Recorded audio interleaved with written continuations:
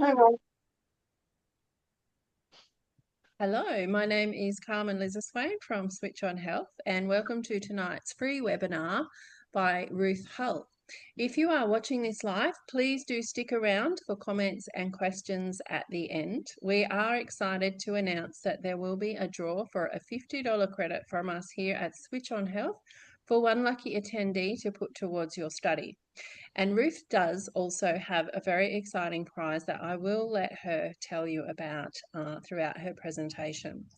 So if you are watching this on YouTube, you're welcome to pop any questions you may have into the comments box below, and we promise to get back to you. If you're also, if you're watching on YouTube and you like what we do, please do click on the subscribe button, because the more subscribers we have, the more we can offer, and we look forward to offering you more. Tonight I am joined by Ruth Hull, and she is presenting for us Drowning Lifeguards, Helping Clients Navigate the Depths of Fatigue. Ruth is a homeopath, a herbalist, and the author of a new book called Drowning Lifeguards, for a gentle, practical look at how to work with clients experiencing fatigue and burnout. And she will help us to discover how to recognize the deeper messages behind exhaustion and support true holistic recovery. So, Ruth, thank you for joining us this evening, and I will hand it over to you. Thank you, Carmen. Hi, everybody. I'm here in sunny Perth, so yeah, a little bit far away from the rest of you, but thanks for having me. So I'll just start by briefly introducing myself. I'm a homeopath, a herbalist, and a counsellor, and I've been working in natural health since 1999, so quite a while now. I originally started as a complementary therapist doing reflexology, massage, and aromatherapy. And I've taught for many years, and I've written a number of books, all health related. But I only really started to understand the meaning of holistic health when I struggled with chronic fatigue myself. So even though I worked in the health industry and I knew lots about, well, thought I knew lots about the body, I actually didn't really understand deep healing until I struggled with my own health. So my latest book, Drowning Lifeguards, is really all about fatigue and what I think is the essence of holistic health, and that's healing from the inside out instead of just healing physically. So I'm going to talk tonight about fatigue, and there's all different types of fatigue. I see a lot of people with chronic fatigue syndrome, which is also called ME. There's also burnout, and then some people just have plain fatigue.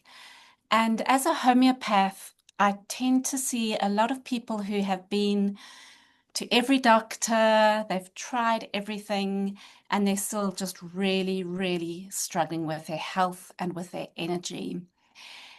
Sometimes they come and they desperately want a diagnosis, or they've been given a diagnosis or a label. And other times they come and they just don't know what's going on, or quite frequently they've been prescribed antidepressants and told that they're just depressed and that a lot is actually in their mind. But as a homeopath, we're really lucky in that we don't have to worry about labels so much. We don't have to give a diagnosis, and we don't actually have to treat a diagnosis either. We're really looking at the person themselves, the person as a whole. But I did just want to differentiate for you the differences between chronic fatigue syndrome and burnout. Um, Although what I'm going to talk about today and the way I talk about working with people with fatigue, it doesn't really matter if they have burnout or CFS or just are completely and utterly exhausted. We treat them the same way. The main thing with burnout is that it's usually related to one's job.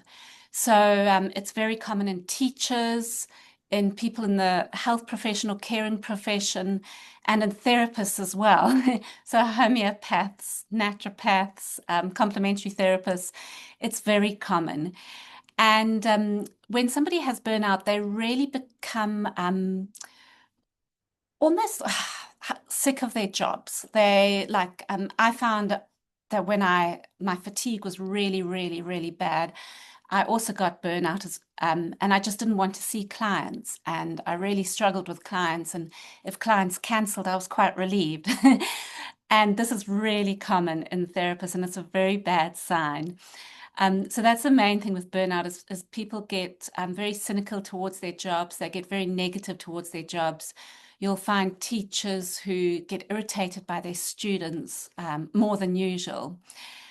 And with chronic fatigue, what really sets it aside from just general ongoing fatigue is the post-exertional malaise. So when someone comes with chronic fatigue, they will be tired, but if they try and do anything, for example, if they try to exercise, if they are feeling really good and they just overdo things at work, etc., they can actually be in bed for a couple of days afterwards.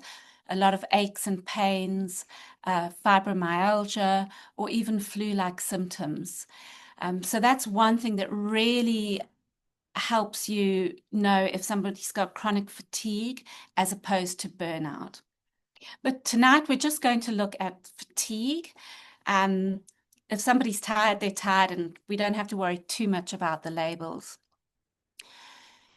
The type of clients I see, and this is what I went through myself as well, is you get people who are tired, and there's a reason they're tired.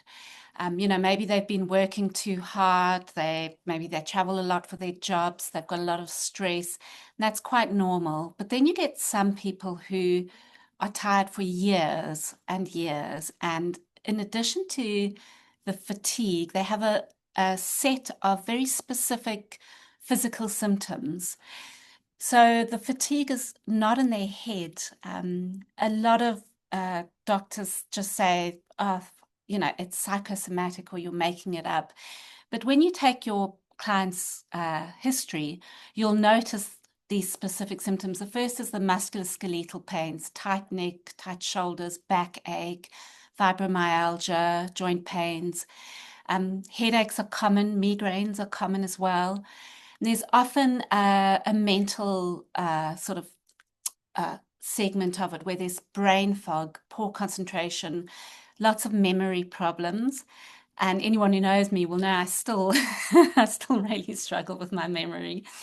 And then there's often digestive issues, food intolerances. So someone will either get skin rashes, mouth ulcers, fatigue after eating, sort of postnasal drip or sinusitis related to foods, or they could get digestive complaints such as bloating, gas, pain, irritable bowel syndrome. So there's usually something around food and the gut. And those inflammatory reactions like the skin rashes, the sinusitis, and that fatigue after exercising, that post-exertional malaise. So those are really very specific symptoms to chronic fatigue and burnout. If somebody has those symptoms and they ignore it and they keep pushing themselves for too long, then with severe chronic fatigue, they tend to develop very, very low blood pressure. And this becomes a real problem. So when they go from lying down or sitting and they stand up too quickly, they can get a little bit dizzy. Walking upstairs, they can get out of breath. When the weather's really hot, they can feel really, really tired, and that's often to do with their blood pressure. Low testosterone, period problems, and more specifically, ovulation problems. So when a woman is ovulating, sort of that 2 weeks before her period, every single month, you might find she gets a cough, a cold, a sore throat, or is in bed with flu, or her energy levels just really, really, really drop during that ovulation period. And then if left too long, thyroid issues. Thyroid issues are very common with fatigue, and fatigue is a common symptom of thyroid. So I'll talk about that more in a minute.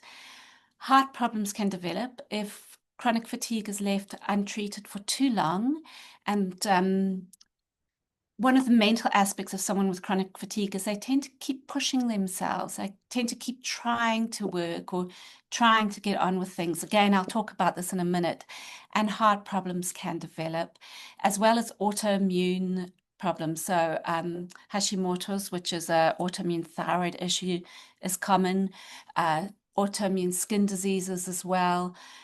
All different sort of autoimmune diseases can develop if the person doesn't treat the fatigue and just keeps pushing and pushing and pushing themselves. So there is a picture of somebody who just is drowning.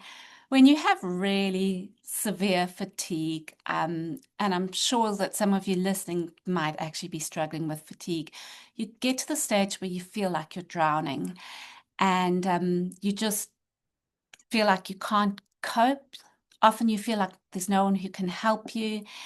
And I actually called my book Drowning Lifeguards because with the majority of people I work with who have chronic fatigue or burnout, they are real lifeguards. They're the people who are always there to help somebody else, to support someone there. If they're mothers, they're great mothers, they're great wives or husbands. If they're teachers, they're the most amazing teacher, always there for their students.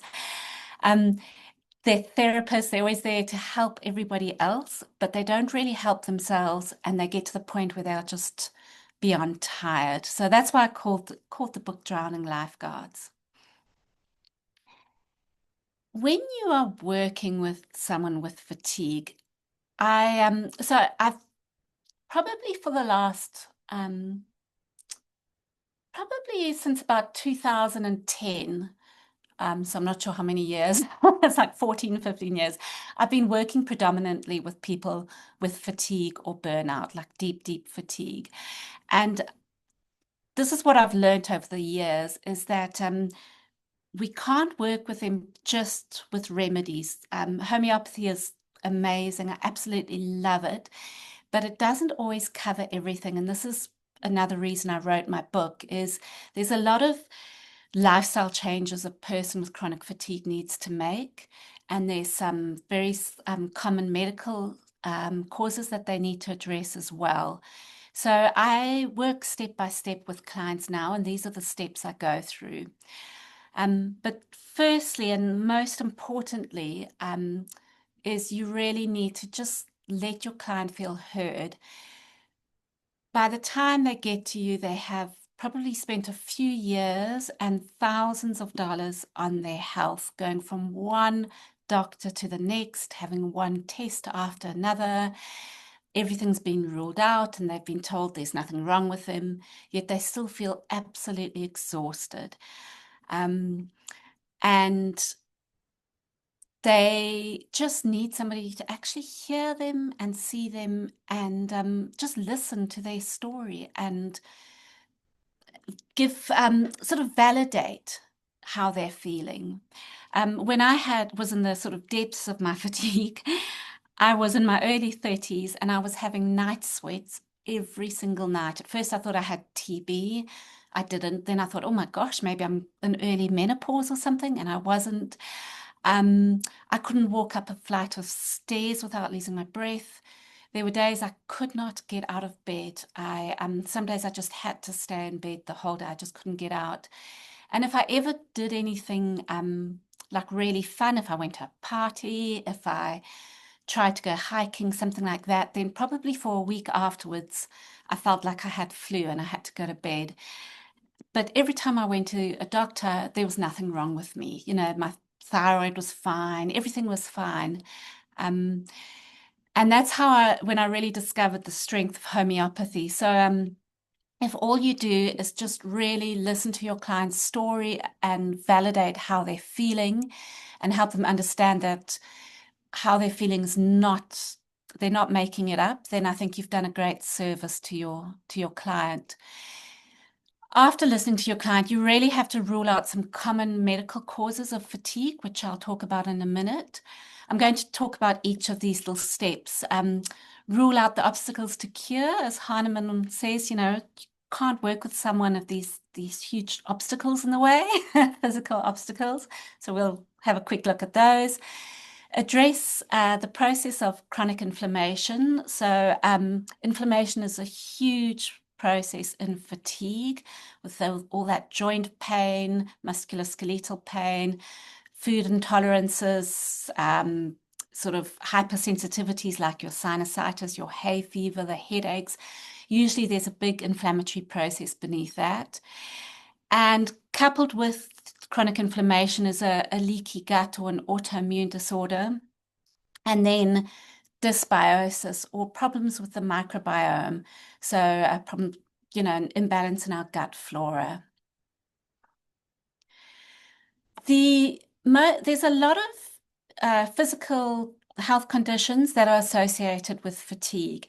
And before starting on sort of uh, a case of working with chronic fatigue, it's really important that you just rule out these common causes of fatigue. Often by the time a client comes to you, they've already had all of these ruled out. But if they haven't, then recommend that they go to their GP and get some blood tests done, get some stool tests done as well. I often recommend a client goes to their dentist because very low-grade dental infections can cause a lot of fatigue as well.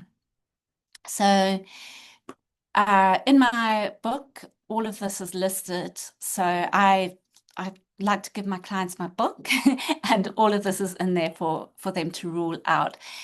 But you're not going to get very far as a homeopath if you are just treating fatigue and somebody has something like anemia. They need to get some iron in their body. You can do that with herbs, or they could do it with supplements, or they could change their diet.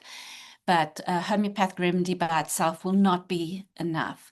So you have to rule out these common conditions. Or if somebody comes to you with fatigue and they have any of these conditions, then you can treat them at the same time. You will know what remedies to use, etc.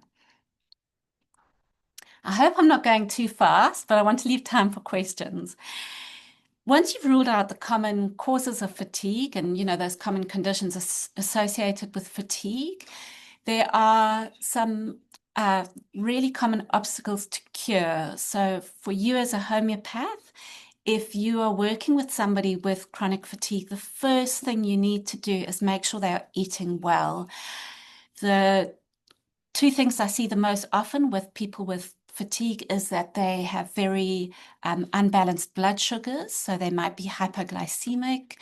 And I spend a lot of time and a lot of sessions just really guiding them through how to eat properly and to balance those blood sugars, as well as how to eat to build their body. Every cell in our body is made up of what we put in our mouths. If we're not eating good food, we're not going to be strong. We're not going to have energy. So I do spend a lot of time on nutrition with my clients. And the other big obstacle to cure is toxicity. And as I mentioned earlier, low-grade infections or hormonal imbalances. I've just mentioned two books here for you. If you're a homeopath, I find these books great. I use them quite a lot. John Gamble's Obstacles to Cure and Ton Janssen's Human Chemistry.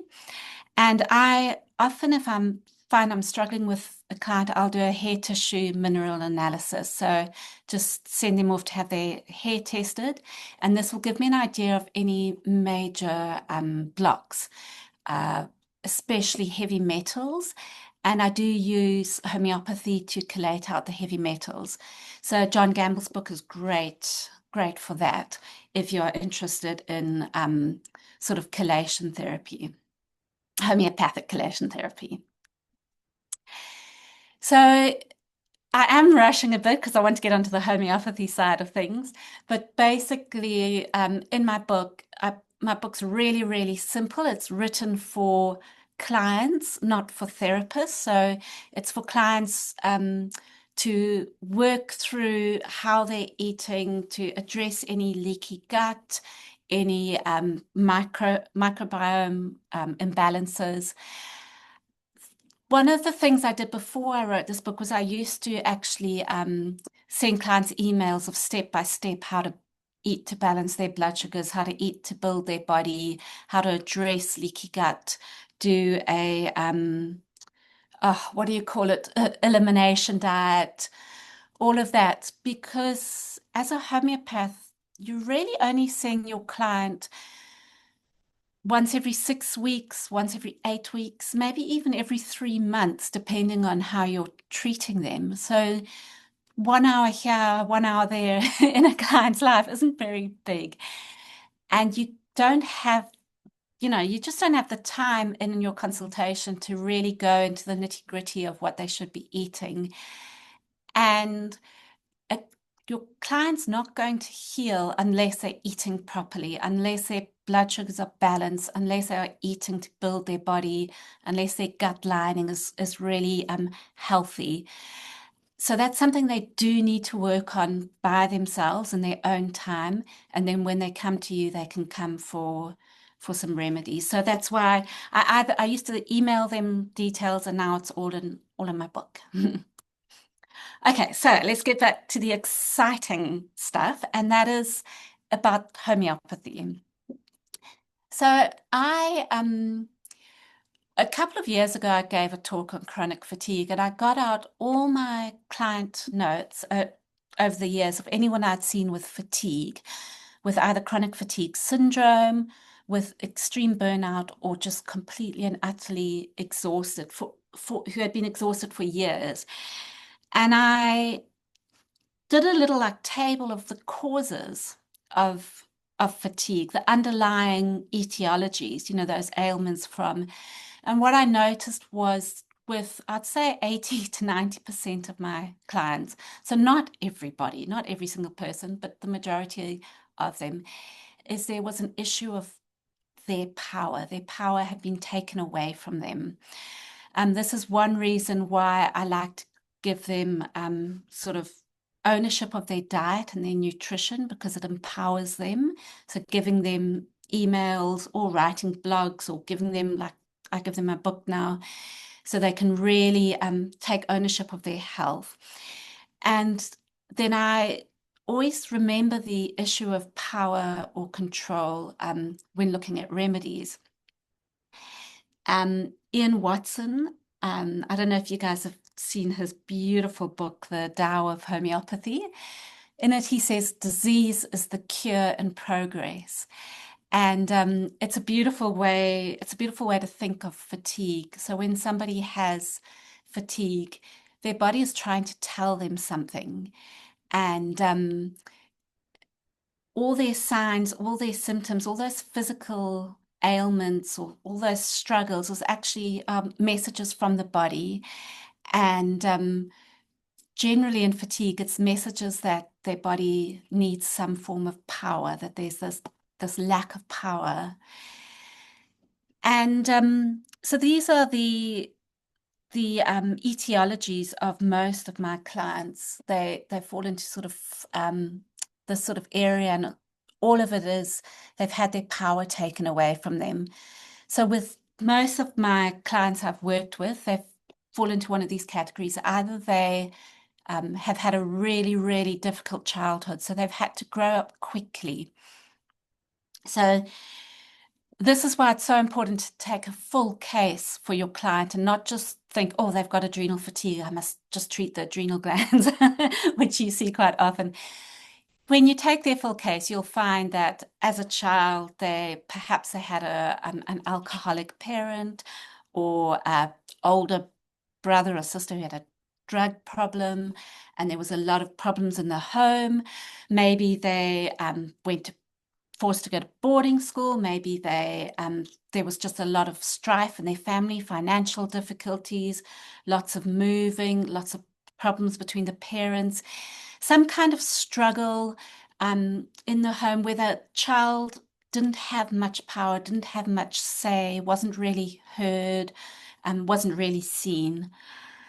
Otherwise, another form of the etiology is there's a lot of loss or grief, or big fright or shock. So, you know, a lot of us lose people in life. I mean, death is part of life, but sometimes get these clients.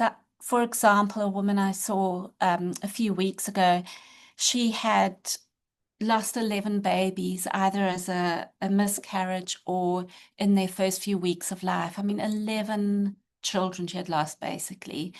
So it wasn't a surprise. She was completely and utterly exhausted, and she had had chronic fatigue.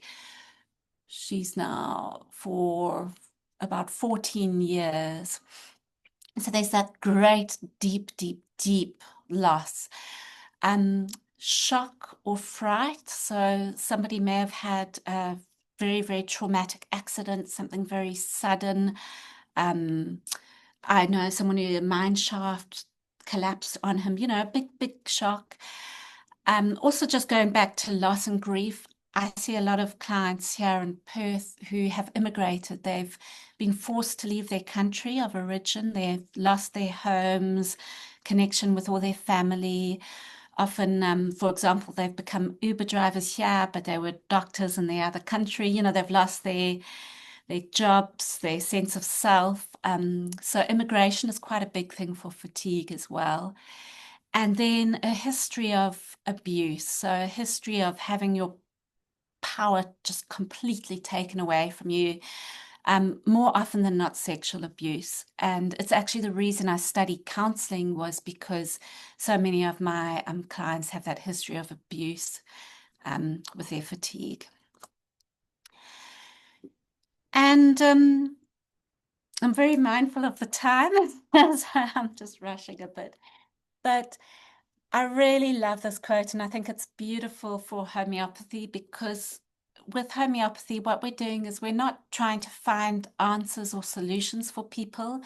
We're really healing is about finding that sense of wholeness, and we find that sense of wholeness in ourselves when we start asking questions like, if you can get your client to really explore why they are so tired, why they don't rest so more. So a lot of people with chronic fatigue are your A-type personality. They are super achievers, they're overachievers, they work really hard, they do brilliantly in their jobs, super mum, super woman, super dad. And I've never ever in my life, in my whole history of working with people with fatigue, I've never had a really lazy person come in with chronic fatigue. It's always people who overdo things. And the question I often ask them is, why don't you rest? And often the answer lies in that, that history of abuse, of loss, of grief, of shock, of they feel if they slow down and they rest, then what's going to come up? What is deep inside of them that they're trying to suppress? Because their fatigue is protecting them from something. So this is where our homeopathic remedies, the ones I often use, are things like your natmur, your staphysagria, carcinosin, Foss Ignatia. These are remedies I find really help with chronic fatigue because they can hold the person whilst that person starts to explore what's beneath the fatigue. You do need to be very sensitive. So working with people who've gone through a lot of trauma, as homeopaths, we don't need to get them to talk about what they've been through. We don't need to bring stuff up. Often, where if we suppress or repress something, it's protecting us. But the remedies tend to help people work through things. When I first started having proper deep homeopathy, I started having like some mind-blowing dreams, but I was fine during the day. So that's the beauty of homeopathy, is you feel good and it holds you and it contains you whilst your body or your psyche or your soul is working through some deeper things. And I love this quote by Brené Brown: owning our story can be hard, but not nearly as difficult as spending our lives running from it. And I think with very, very deep fatigue, people they've run out of energy because they're running from their own stories. So that's where listening to them, just sitting and honoring them and honoring what they've been through in their lives can really, really help. And my final tips for working with chronic fatigue. So that, again, this is from years of working with people. When I first had my chronic fatigue, I used a lot of supplements. I tried all sorts of therapies. I had vitamin B jabs every week. And they do help, but they don't help on a deep level. So all these supplements and a lot of the herbs like oh, I've gone blank now. But a lot of our herbs and a lot of our supplements give us energy, but they don't actually heal what's beneath, and they give us a false energy. So we can feel better with a vitamin B, and that gives us more energy to keep pushing ourselves. So what I've realized is when you're working with someone with fatigue, you want to be very, very gentle, and you don't want to give them if they come back to you like 4 weeks after you've seen them and they're feeling amazing, that's not necessarily a good thing, because then they tend to overdo things again. It's like they're stuck on the little hamster wheel. So healing from fatigue is really slow, and you need to be really gentle. So firstly, when you're repertorizing, if you repertorize as a homeopath, ignore the common symptoms. So things like low blood pressure, feeling faint and dizzy, all of those, the headaches, the joint pain, the insomnia, that's actually really common to fatigue. What you want to look for is what's really, really unique to that patient, or to that client. So you've got to see, what's different. And I think a really important thing when choosing a remedy is the etiology. When did the fatigue come, and what was their childhood like? So chronic fatigue syndrome often is triggered by something like a viral infection. So they may have been fine until they got a virus. And at some point in your management of that client, you will need to treat that virus. So a perfect example is Epstein-Barr. Epstein-Barr virus, up to 90% of people in America have antibodies towards Epstein-Barr virus, which shows it's really, really common. But only a few people develop chronic fatigue syndrome after Epstein-Barr. So you can give Epstein-Barr in potency, but you also need to look at, why did that person get sick from Epstein-Barr when so many people never do? So you need to look. So I always say Epstein-Barr is the trigger, not the etiology. You need to look below the viral infection. What went on before that? Why did they react so so not dramatically, but obviously towards that virus? And be patient and be slow with your clients. If you use herbs, I recommend only drop doses, very, very, very gentle herbs. I also recommend with homeopathy that you use one remedy at a time, because somebody with chronic fatigue has really low energy. And you don't want to throw too much energy. Homeopathic remedies are energetic, and you don't want to throw too many different energies at that person at one time. You just want to match it one remedy at a time, gentle, slow, small doses, and wait to see what reaction they have. And I love this quote from Rudolph Valentine. He's probably one of my favorite health writers. Sickness and health become a major way you learn from life. Illness is an opportunity for growth and transformation, while recovery is only a return to an obsolete status quo. And this is the thing with fatigue. If someone with chronic fatigue feels better too quickly, they've probably just recovered and they've returned to their norm. But you actually, the fatigue is a chance for them to really heal some old wounds, to really grow, to really develop. So rather than just recovering, um, you want, or it's an opportunity for them to really explore who they are, to get to know who they are, and to heal on a deep, deep level. All right, that was really, really quick. Are there any questions?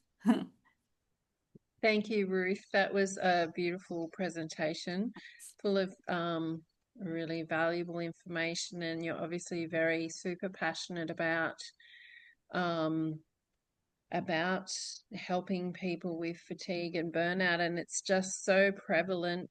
I think especially, well, in my experience, women who are getting older who have always just given their whole Yeah. entire lives, which is what you were saying. And yeah, a lot of my clients are in the same boat. And, I ask them kind of, what do you do for yourself? What do what's your sort of happy place? And they just don't know because they've never experienced that for themselves because they've just always been giving. So yeah, Yeah. really relate to a lot of that, and lots of comments in the chat as well, with lots of people relating. It feels like you're talking about us all. So yeah, just do you want me to go through the chat and read those out, or are you happy to? I'm just trying to let me stop sharing my screen because I can't Yep, actually. That's better. there we go. Okay, let's have a look. You can read them out if you like. Yeah, okay, I'll Yeah. just go from the top so I don't miss Okay. anything. Okay. Let's have a look. Sophie says chronic fatigue is tough. It takes support to move through it and needs lots of guidance and help to realize that I was in my own way. Yeah. That I was in my own way. Yeah, yeah. Um, and Tracy said all of those things plus insomnia. Uh, we're just having a go at the herb that you were trying to think of. Adaptogens in Nice. general Ginseng. or That's Siberian it. Thank ginseng? you. Yes. So Nancy says, have you found that heavy metals show up quite often in those with fatigue, or is it only a small portion of people? Um, and to be honest, it's only a small portion of people. Yeah, I've found, and I have found that um, it's, for example, copper has tended to show up in a lot of people with sort of a lot of musculoskeletal tension. And I found that when I've collated it out, they've improved physically, but only to a certain extent. So I think when working with someone with fatigue, you've got to work with layer upon layer upon layer. So getting their gut health right is, well, one layer. It's not the answer. Getting out any heavy metals is one layer, but it's not the total answer. So your clients with fatigue will probably be with you for a few years. Um, and the deepest, the most significant improvements are always when they work through the emotional stuff. Yep, yep, Um, One thing I recommend to a lot of clients in my book, I've got lots of sort of emotional sort of things I've learned through counseling, little tools that they can use at home. And one of the most significant is so simple is writing the morning pages. Every single morning, waking up and writing 2 full-scap pages without thinking and without ever missing a morning. Um, and after, say, 2 weeks, people find that they start, if you write and you write really quickly, you almost bypass your logical thought or your conscious thought, and people just start. So someone described it as vomiting onto the page. Just stuff comes out that they don't even know is inside of them. Stuff from years and years ago just comes out and it's really freeing. And then they can rip up those pages after they've written them. They don't have to keep them, they don't have to reread them, but it's just a really good way of moving some deep stuff. So I find that emotional work much deeper than working on things like heavy metals and stuff like that. Yeah, wow. It Yeah. sounds a bit like art therapy in that you're Yes. just purging it all without even kind of, it sort of, yeah, bypasses the logical thinking, but it just goes straight to the deep. Yes. When you were saying about going through the layers, is there an order that you recommend of which layers to start with? Yes. Yes. So I always recommend the very first thing my client does is balance their blood sugars. So eat to balance their blood sugars. That's the first thing because they'll immediately start feeling a little bit better. They'll stop craving junk food. Like when you're so tired, all you want is, for me, it's chocolate, like chocolate or, a sandwich or something like that. Um, and it's very hard for them to. So later in the healing process, I often ask my clients to give up gluten and things like that. It's very hard for someone to give up gluten when their blood sugars are out of balance because they'll be craving muffins and cakes and biscuits and stuff. So I always start with balancing the blood sugars, and that takes about 2 weeks. Really, really simple. Is that they need to eat a good protein or a good fat every time they eat anything.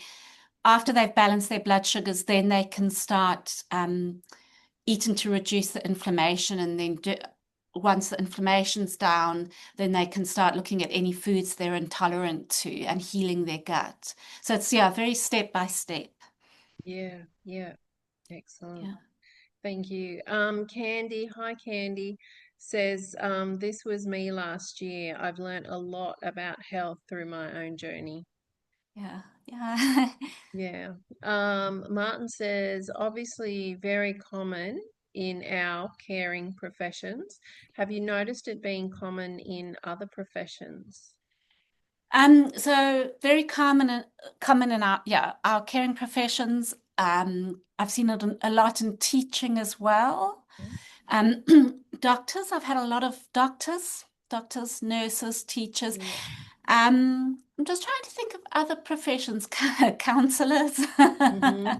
lots of Vets, counselors. vets, I Yeah. think is pretty hard.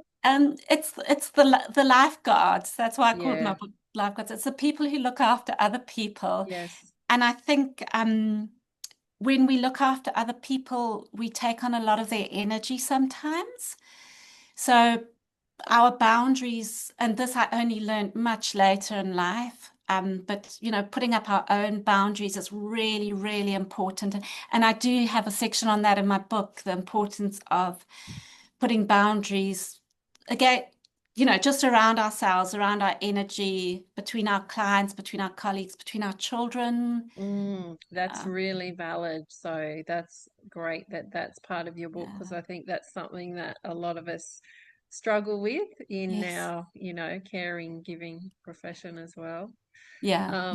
Martin also said, I wonder if we see an increase in fatigue and burnout today as a symptom of our health as a society, as in the chronic stress and demands that are placed on us. Everyone seems to experience the same common complaints and challenges. Feeling overwhelmed, overworked, our way of life seems to promote more of this problem.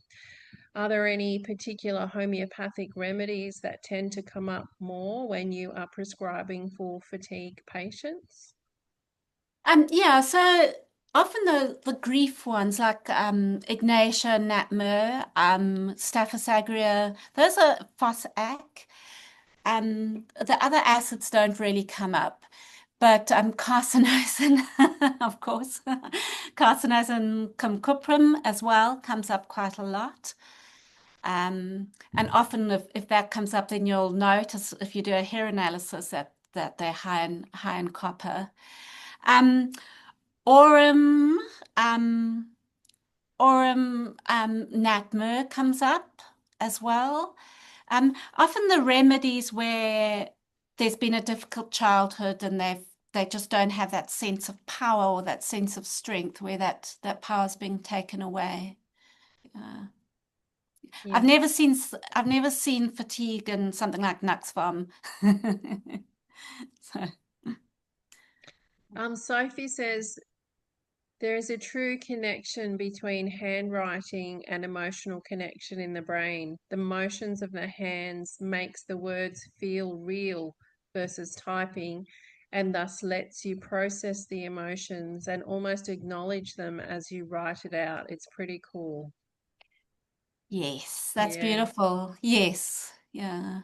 It's so healing, writing, and I get people who, for example, have had a lot of abuse in their life, and I say, write the person a letter and then burn it or rip it up. And they're like, oh no, I hate writing. I don't want to write. And I say, just try it. And they come back and they say, I wrote that letter and I cried and I cried. But it's just, yes, I think just handwriting can be so, so healing. Wow. Julie says overstimulation is huge now too, making it very difficult to recognize the beginning signs of burnout and fatigue. Yeah, yeah. And the people who tend to have burnout and fatigue are the ones who like to keep themselves a little bit overstimulated. Always listening to podcasts and always learning and always studying and always busy. They don't want to slow down. And I must just add in a little note that what I've said today and what I've put in my book is only the type of clients I've seen. So someone else might have a completely different experience. But this is just from, yeah, what I've seen. Yeah, yeah. Tracy said she was going to mention energies from clients we are around. So, yeah, Yeah, you mentioned yeah, that too. Martin said, I've read that the average career length for medics is very short from burnout and PTSD, yeah. etc. Yeah, for counselors, like I used to do drug and alcohol counseling, and it was 2 years, you know, Mm, two mm, years, and then that's it. They say very few people actually last longer than that. yeah. Although where I worked, there were some people who've been there a long time, but yeah, it's not very long at all for a Mm, career. mm. Yeah, They'd obviously learned the tips and tricks on how to how to not, how to avoid fatigue and burnout. yeah, So did anyone else have any other questions? You're more than welcome if you'd like to open up your cameras and yeah. microphones if you wish to, or just type it in the chat. Hmm. So if there's no more um, questions from anybody, we might just stop the recording in a moment. And remember that there will be the draw for the $50 credit and Ruth's exciting prize. Oh yes, So, a copy of my book. yay! And if you're watching the recording, thank you for watching to the end and learn more with Switch on Health. Thanks.